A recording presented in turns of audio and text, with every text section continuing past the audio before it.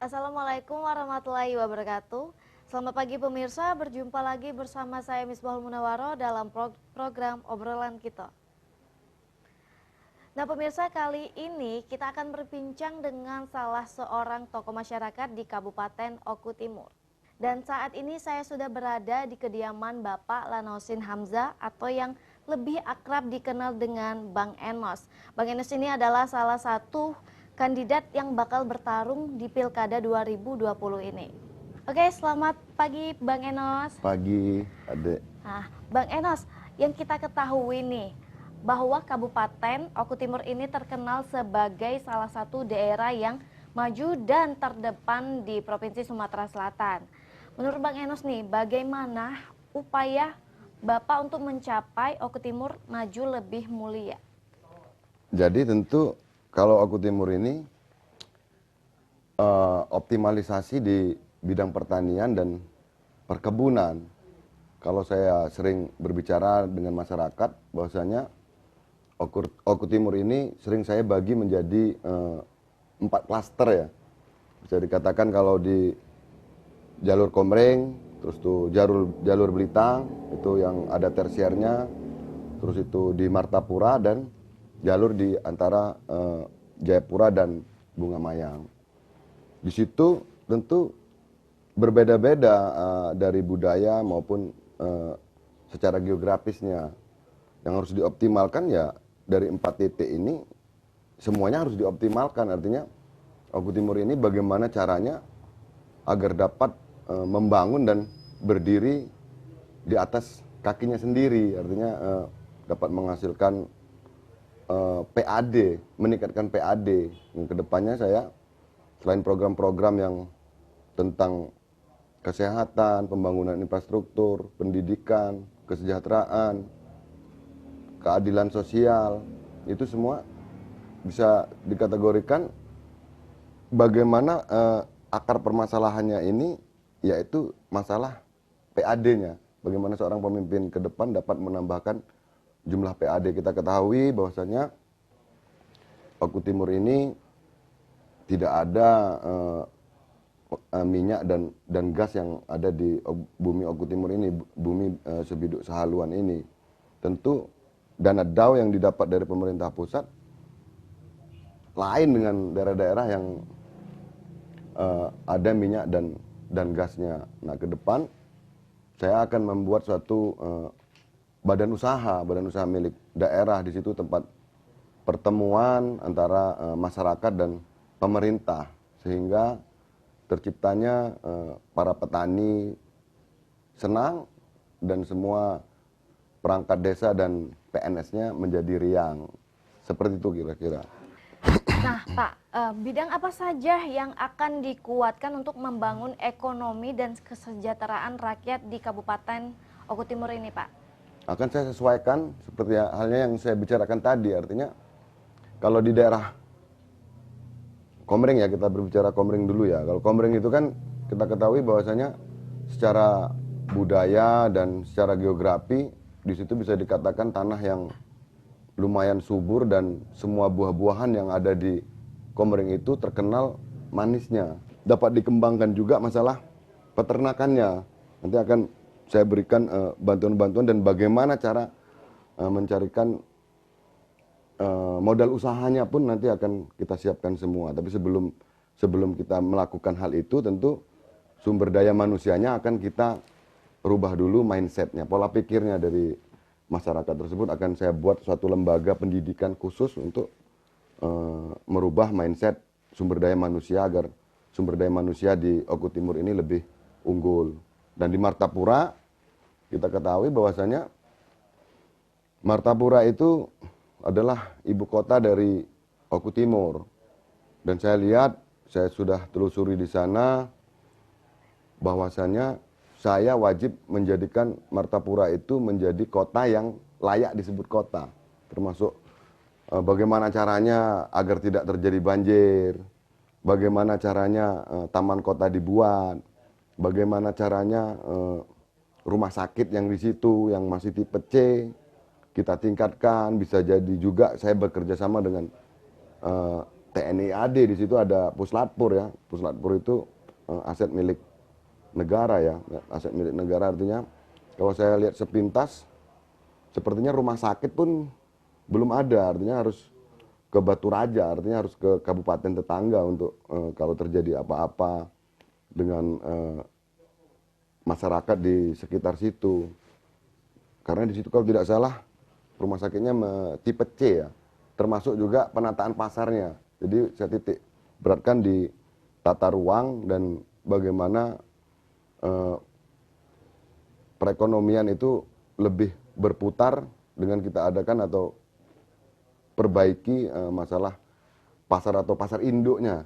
Saya lihat kalau malam sering macet, saya lihat di jalan lintasnya itu banyak barang-barang yang masuk dari kabupaten tetangga untuk dapat didistribusikan ke daerah Belitang sini dan di Martapura saya lihat. Seperti itu kira-kira. Kalau untuk di bagian-bagian yang berpenghasilan karet ini kan harganya sangat fluktuatif ya.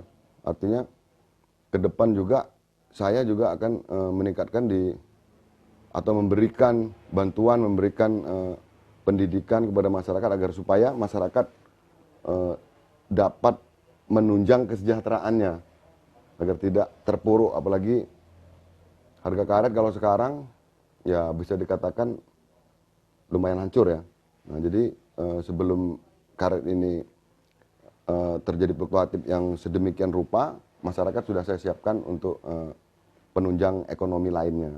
Seperti di peternakan, mungkin di perikanan bisa juga. Saya kira itu yang akan saya lakukan nanti. Oke, baiklah.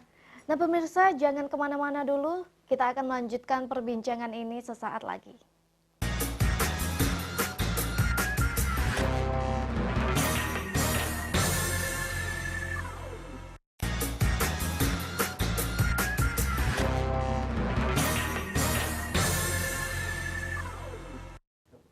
Terima kasih pemirsa masih bersama kami. Nih Bang, mungkin bisa menceritakan apa sih yang menjadi motivasi Abang untuk mengikuti serta dalam Pilkada Oku Timur 2020 ini? Ini panjang ceritanya Dek, kalau soal bagaimana kenapa saya harus ikut serta dalam Pilkada di Oku Timur ini. Jadi saya ini kan kecil dan besar di Oku Timur. Di depan ada SD saya nih.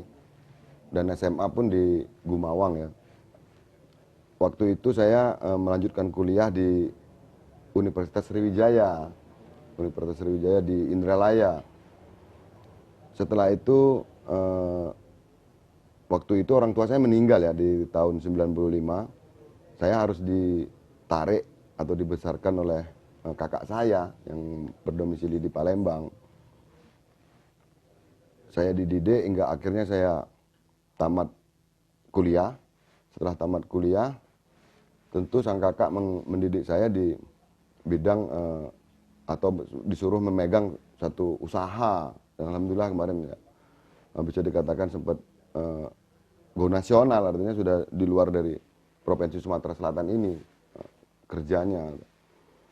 Lama-kelamaan, waktu demi waktu, karena mungkin memang saya dibesarkan di keluarga yang berpolitik, artinya bermasyarakat, bersosial. Ayah saya dulu adalah seorang pesirah ya, pesirah di Belitang ini. Dan kemudian di tahun 2004-2005 kalau tidak salah, kakak saya yang mendidik saya itu berkeinginan juga bagaimana caranya agar beliau itu lebih bermanfaat kalau beliau pernah berbicara dengan saya. Hingga akhirnya tahun 2004 beliau mencalonkan diri menjadi bupati waktu itu di Oku Timur ini. Dan alhamdulillah terpilih selama 2 periode hingga bahkan dapat membawa Oku Timur ini menjadi kabupaten terbaik waktu itu secara nasional untuk Kabupaten Pemekaran.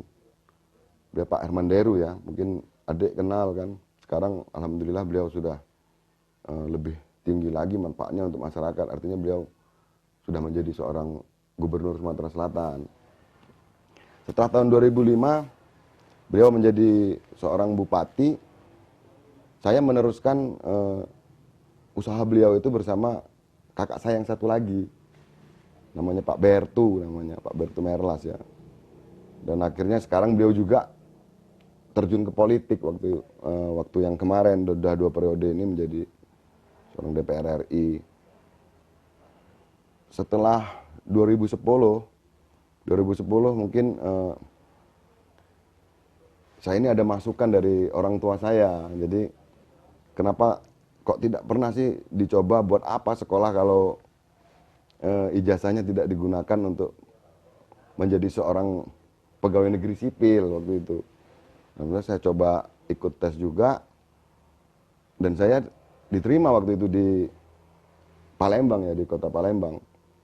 Dan kemudian dia menjadi seorang PNS selama 10 tahun ini ya, berarti 10 tahun kalau 2010. Kalau sekarang saya sudah mengundurkan diri, dan alhamdulillah SK sudah diterbitkan oleh wali kota.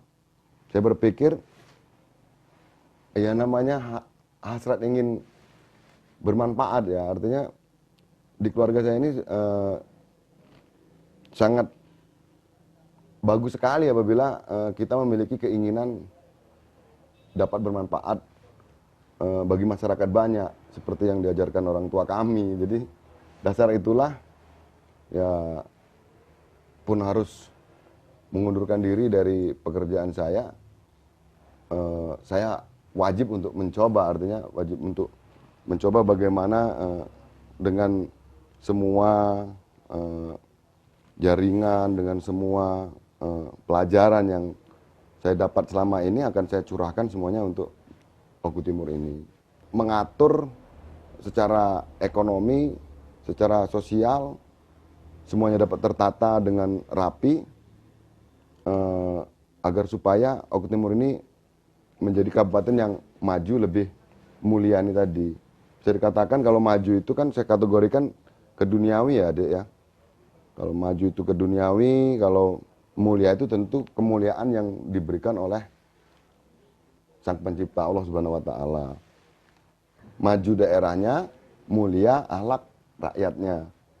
Itu yang namanya visi, dan misinya banyak. Di situ ada 7 program. 7 program itu kalau saya lihat dari pembangunan infrastruktur di Oku Timur ini juga sangat membutuhkan bagaimana seorang pemimpin mencari anggaran agar supaya pembangunan infrastruktur untuk meningkatkan ekonomi masyarakat Oku Timur ini dapat tercipta. Itu tugas dari seorang pemimpin. Dan kemudian di bidang kesehatannya, nah ini tugas saya ke depan, bagaimana caranya berobat itu ya hanya menggunakan KTP. Bisa dikatakan hanya sekedar cabang program, Dek. Cabang program. Nah, program utamanya itu yaitu tadi menambahkan pendapatan asli daerah tersebut, yaitu akan saya dirikan BUMD. Itu saja sebenarnya, ya itu tadi saya ulang lagi. Cita-cita saya sebenarnya sederhana, tapi untuk melaksanakannya ini yang butuh tenaga yang sangat luar biasa, artinya butuh keharmonisan antara kabupaten, provinsi, hingga ke pusat. Dan alhamdulillah kalau soal dukungan-dukungan, itu semua warna kepartaian yang ada di Oku Timur ini semuanya sepakat untuk mendukung saya. Artinya gerbang untuk saya dapat bermanfaat untuk masyarakat itu sudah di depan mata. Tapi semua warna atau dukungan yang ada di badan saya ini akan sia-sia kalau tidak diperjuangkan, artinya kalau tidak dipilih oleh masyarakat. Jadi seperti itulah dinamika demokrasi kita, artinya harus kita ikuti tahap demi tahapnya. Nah pemirsa, jangan kemana-mana dulu, kita akan melanjutkan perbincangan ini sesaat lagi.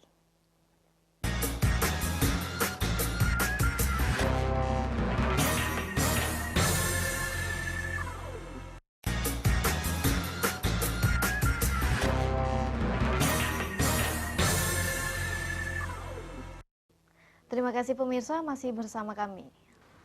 Bang, kita kan sudah sampai di segmen terakhir di program obrolan kita. Mungkin ada beberapa kata yang akan disampaikan kepada pemirsa, khususnya kepada pendukung dan juga masyarakat sekitar, Bang? Terima kasih. Tentu mungkin ini closing statement ya, bisa dikatakan ya. Jadi tentu harapan saya tanpa dukungan masyarakat Oku Timur, saya ini, Lanosin ini, bukanlah siapa-siapa, tidak ada artinya. Maka dari itu saya mohon kepada masyarakat Oku Timur keikutsertaan dalam pilkada ini. Kita harus sama-sama, ya paling tidak 80% atau kalau bisa 100% dari seluruh masyarakat Oku Timur ini dapat bersama-sama membantu atau datang ke TPS nanti waktu di 9 Desember ya, 9 Desember di tahun 2020 ini. Dan alhamdulillah kalau memang saya yang diberi amanah oleh masyarakat Oku Timur. Dan tentu dalam masa pilkada ini tentu ada masa kampanye ya. Saya sangat prihatin sekali dikarenakan kita ini bersamaan dengan pandemi atau wabah. Wabah ini ya sudah dikatakan sudah go internasional, artinya sudah secara mendunia. Artinya di situ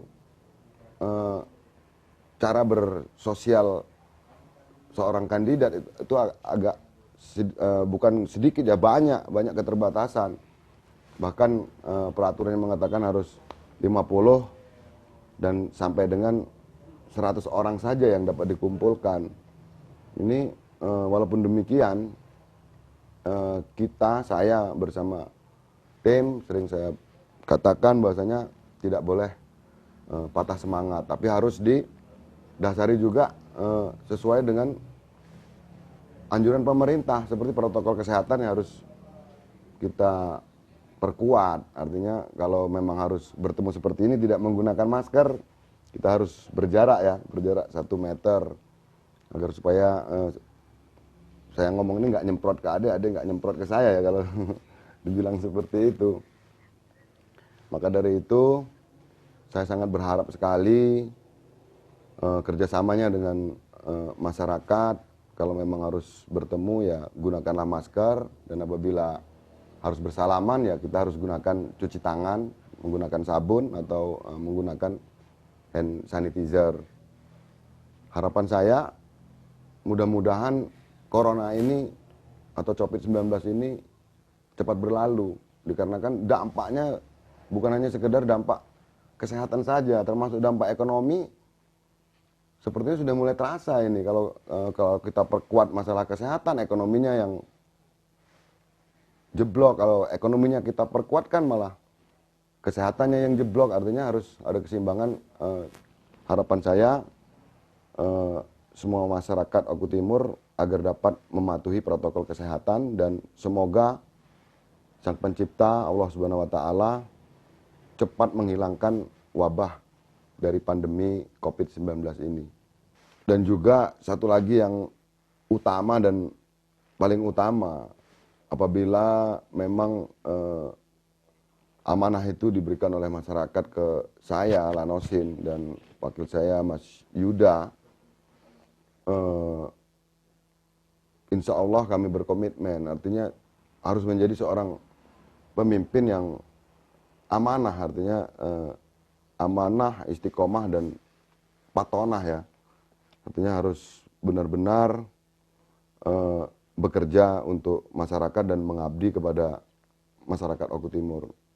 Semoga Allah Subhanahu wa taala memberikan keberkahan untuk masyarakat Oku Timur dan dapat membolak-balikkan hati yang selama ini, dapat menyatu ke diri saya dan Mas Yuda. Dan besar harapan saya Oku Timur maju lebih mulia, akan tercipta sebagaimana apa yang dikehendaki oleh Sang Pencipta atau Allah Subhanahu wa taala. Amin, amin ya rabbal alamin. Tidak terasa sudah 30 menit perbincangan kita bersama Bang Enos, salah satu calon kandidat Bupati Oku Timur 2020. Saya Misbahul Munawwaroh beserta para kru yang bertugas mengucapkan terima kasih atas perhatian Anda.